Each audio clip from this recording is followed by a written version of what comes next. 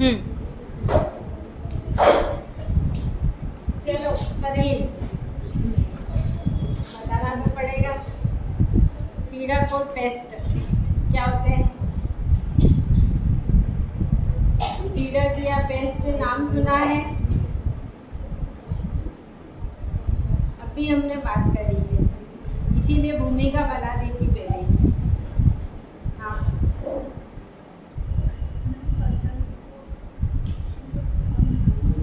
बहुत बढ़िया। चलो कोई और बताएगा? खेत में जो फसल खड़ी हुई है, आप सोचो उस फसल के अंदर बैठो कोई बीमारी लग जाए, छोटे छोटे कीट आ जाए, या अभी वो बोल रहा था क्या, इल्लड़ आ जाए, तो क्या होगा? वो पत्तियाँ खा जाएगी, और पत्तियाँ खा जाएंगे तो प्रकाश संश्लेषण नहीं होगा। वो प्रकाश संश्लेषण नहीं हुआ तो जो अनाज है वो क्या प्रॉपर बनेगा क्या?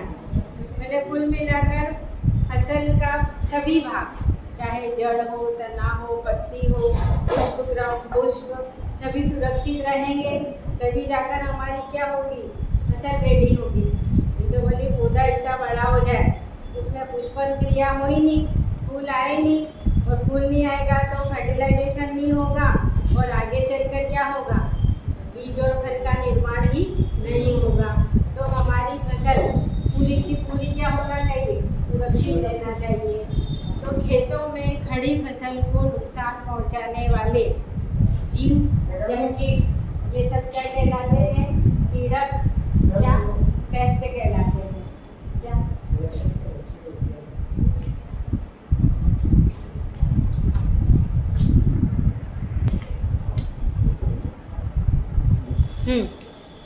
तो जो खड़ी फसल को नुकसान पहुंचाने वाले कीट या जीव थे वो क्या कहलाते हैं? पीड़क या पेस्ट। अब ये नुकसान पहुंचा रहे हैं तो हमारा फसल उत्पादन प्रभावित होगा, तो किसान को आर्थिक नुकसान होगा, और किसान पिछड़ेगा तो पूरा देश क्या होगा, पीछे जाएगा कुल मिलाकर। अब इन पेस्ट या कीड़ों को नष्ट करने के लिए जिन पदार्थों का, जिन दवाइयों का उपयोग किया जाता है वो सब क्या होते हैं? पीड़कनाशी। अब यहाँ पर पीड़कनाशी जो तुरंत उपाय के लिए होता है वो क्या होता है? दवाइयाँ ला के छिड़क देते हैं हम, तो उसमें क्विक रिलीफ होती है, वो कीड़े हैं भी तो वो नष्ट हो जाएंगे, या हम छिड़काव करेंगे तो दूसरे जो पक्षी है वो नहीं आएंगे। ये रहते हैं रासायनिक पीड़कनाशी, रासायनिक दवाइयाँ, या जिसको हम क्या कहते हैं, रासायनिक कीटनाशी। ठीक, लेकिन अब यहाँ हम बात की करेंगे जैव पीड़कनाशी। अब जैव पीड़कनाशी क्या होते हैं? ये ऐसे जैविक तरीकों से तैयार किए जाएंगे, यानी गैर परंपरागत। परंपरागत तो क्या है, रासायनिक दवाइयाँ ले आओ और वो छिड़क दो, ये पारंपरिक तरीका है। जैव पीड़कनाशी या आगे हम कार्बनिक खेती भी बढ़ेंगे, उनमें वो तरीके अपनाए जाएंगे जिनमें कहीं से कहीं तक रासायनिक दवाइयों का या रासायनिक पदार्थों का उपयोग नहीं होगा। तो फसल को सुरक्षित रखने के लिए जिन जैविक पदार्थों का, जैविक साधनों का उपयोग किया जाता है वो कौन होते हैं? जैविक पीड़कनाशी। अब यहाँ प्रश्न आता है बहुत सामान्य सा, कि जैविक पीड़कनाशी के लाभ और हानि लिखिए या महत्व लिखिए। तो ये सरल से हैं, क्या होते हैं? सस्ते, ये पर्यावरण को नुकसान नहीं पहुंचाते हैं, और इनको हम तुरंत बना सकते हैं। अब तुरंत कैसे बना सकते हैं? अभी हम यहाँ देखेंगे, ये सारी जो भी चीज़ें हैं उनको हम घरेलू स्तर पर भी क्या कर सकते हैं? तैयार कर सकते हैं। फिर आप आगे देखिए, देखो ये जैविक श्रृंखला को प्रभावित नहीं करते हैं। अभी मैंने एक टर्म पूछी थी आपसे, क्या बोला था? ये जैव आवर्धन, बायोमैग्निफिकेशन क्या होता है?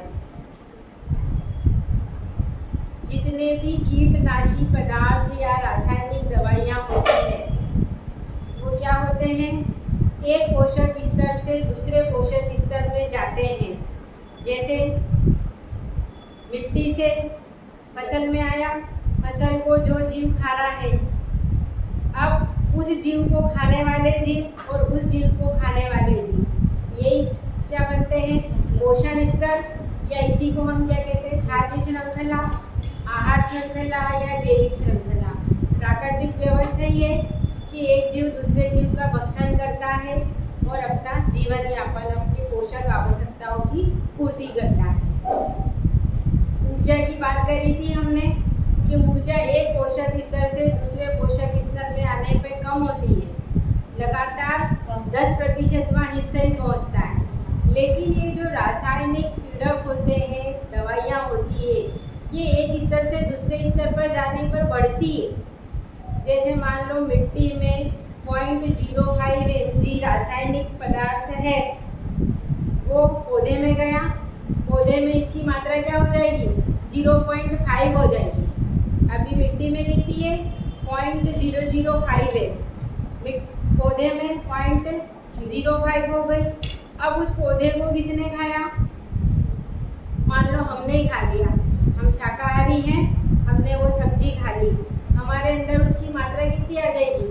5 ग्राम हो जाएगी। या फिर उसको जो ग्रास हॉपर खा रहा है, जो कीड़ा खा रहा है, उसके अंदर उसकी मात्रा 5 ग्राम हो गई। उस ग्रास हॉपर को जो खा रहा है, कौन खा रहा है? डायरेक्ट चीज थोड़ी ना खाएगी, या कोई भी पक्षी खा रहा है, चूहा खा रहा है, उसके अंदर उसकी मात्रा क्या हुई? और बढ़ी। उस चूहे को किसने खाया? सांप ने खाया, उसकी मात्रा और क्या हुई? बढ़ गई। फिर उस अभी किसको खिलाया था? चील को, सांप। अब उस सांप को कौन खाएगा? आएगी चील, वो उसको खाएगी। तो आप कहाँ देखो 0.005 mg मात्रा थी, तो वो स्तर पर जाने पर हो सकता है 50 या 500 mg हो जाएगी। तो लगातार मात्रा क्या हो रही है? बढ़ रही है। तो यही कहलाता है बायो मैग्निफिकेशन या जैव आवर्धन। तो क्या होता है? रासायनिक पदार्थ है ही नहीं, प्राकृतिक तरीकों से तैयार किया गया है। अब हानियाँ क्या होती हैं? अब देखो, ये ज़्यादा प्रभावी नहीं होते हैं। हमने छिड़का तो हो सकता है कुछ कीट मरेंगे, सारे नहीं मरेंगे, उतना ज़्यादा प्रभावी भी नहीं होता है और शीघ्रता से कार्य भी नहीं करता है और पोषक आवश्यकताओं की पूर्ति भी नहीं करता है। और इसी के साथ यदि हम रासायनिक दवाइयाँ डालते हैं तो वो पोषक आवश्यकता की पूर्ति भी करती है। ये डिफरेंस है। क्लियर है? ये हुआ जैव पीड़कनाशी के लाभ और इसकी हानियाँ। अब हमको यहाँ देखना है कि जैव पीड़कनाशी के रूप में हम किन किन जैविक पदार्थों का उपयोग कर सकते हैं, या वैज्ञानिकों द्वारा इन कवकों या सूक्ष्म जीवों की सहायता से ऐसे कौन से पदार्थ तैयार किए गए जिनमें केमिकल नहीं है, लेकिन वो प्राकृतिक रूप से ही फसलों को क्या करेंगे? सुरक्षित रखेंगे। तो सबको मालूम ही है, आंकड़े का दूध, छाछ, दही, नीम के पत्ते, या अभी ने बताया था निमोली, नीम के जो फल हैं, बीज, उनको उबालना, और गोमूत्र, इनका छिड़काव किया जाए तो जो कीड़े हैं या इल्लियाँ हैं वो उत्पन्न नहीं हो पाएगी, या क्या होगी? मर जाएगी कुछ सीमा तक। पूरा का पूरा तो नहीं होगा, बाकी यह प्राकृतिक तरीका है। ठीक। फिर अब ये सूक्ष्म जीवों द्वारा तैयार किए गए कुछ जैविक उपाय हैं। देखो, सबसे पहला क्या लिखा? दीवाई। अब इसके द्वारा तैयार किया गया है, कवक द्वारा तैयार किया गया, और ये जैविक शाकनाशी है। और अब इसका उपयोग कहाँ किया गया? नींबू के बगीचे में जो खरपतवार होती है उसको नष्ट करने के लिए कवकों द्वारा जो एक पदार्थ तैयार किया गया है, दीवाई, इसका उपयोग किया जाता है। फिर देखो हिरसुटीला, ये भी एक फंगस के द्वारा प्राप्त होने वाला पदार्थ है और इसका उपयोग काय में किया जाता है? दीमक नियंत्रण के लिए किया जाता है। फिर ट्राइकोडर्मा, ये भी क्या है? फंगस के द्वारा उत्पन्न है और इसका उपयोग दीमक नियंत्रण में भी होता है, प्लस विभिन्न प्रकार के रोगों के नियंत्रण के लिए इसका स्प्रे या छिड़काव खड़ी फसल के ऊपर किया जाता है। फिर देखा हमने ओलिगो, ये भी फंगस से तैयार हो रहा है और कहाँ उपयोग किया जाता है इसका? चावल के खेत में खरपतवार को नष्ट करने के लिए इसका उपयोग किया जाता है। फिर आया बेसिलस थ्यूजिएंसिस, इसका उपयोग ये बेसिलस बैक्टीरिया नाम से ही पता चल रहा, जीवाणु द्वारा तैयार किया जा रहा है, ये जीवाणु ही है। इसका उपयोग कीटों, मक्खियों और रोगों को नष्ट करने में किया जाता है। इसका हम एक अलग ही प्रश्न पढ़ेंगे पूरा, बीटी विष क्या होता है, बीटी कॉटन, उसमें विष किस तरीके से जीवाणुओं द्वारा नष्ट होता है तो देखेंगे हम कि कैसे ये कीट और मक्खियाँ मरती है और हमारी फसल क्या रहती है, सुरक्षित है, वो अलग प्रश्न है। फिर बेकुलोवायरस, ये क्या है? विषाणु द्वारा उत्पन्न पदार्थ है और इसका उपयोग भी हम फसल को सुरक्षित करने के लिए कर सकते हैं। ये तो हमने सारे उपाय अपनाए हैं, क्यों ना हम कोई एक ऐसा तरीका अपनाएं कि हमको ये सब कुछ भी नहीं करना पड़े, ये सारी चीज़ें। तो हम क्या कर सकते हैं? वो निकल कहाँ आते हैं? क्यों ना हम फसल ही ऐसी तैयार कर लें, आनुवांशिक रूप से कुछ परिवर्तन करके या कुछ रोग प्रतिरोधी किस्में तैयार कर लें, तो उनके ऊपर क्या होगा?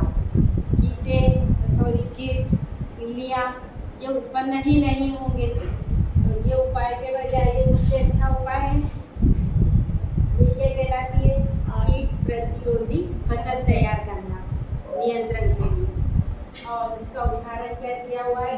BT cotton.